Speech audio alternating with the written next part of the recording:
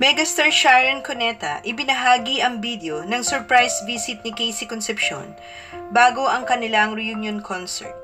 Pero bago pong ating balita, huwag pong kakalimutan mag-subscribe sa ating channel at pindutin ang notification bell para lagi po kayo updated sa ating mga balita.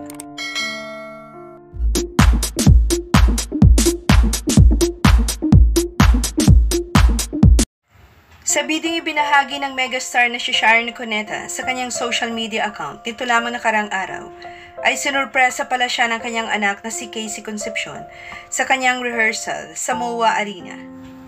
Caption ni Sharon sa kanyang post, "When someone yelled mama and I saw it was Casey, October 26, 2023 at MOA Arena rehearsals for Dear Heart the concert."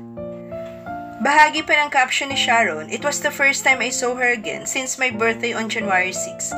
Buti that night siya dumating kasi nag-iyakan kami mag-ina sa pagkami sa isa't isa eh.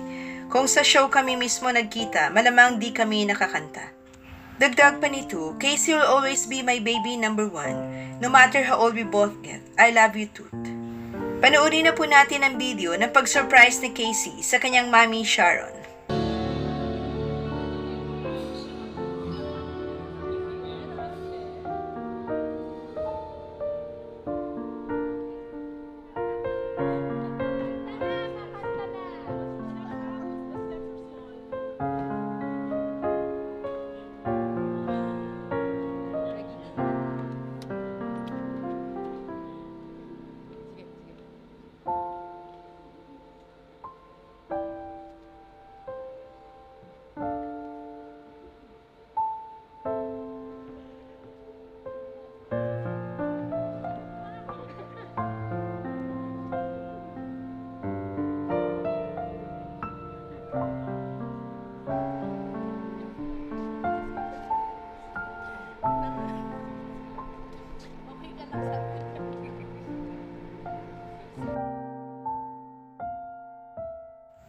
Maraming salamat po sa inyong panunood.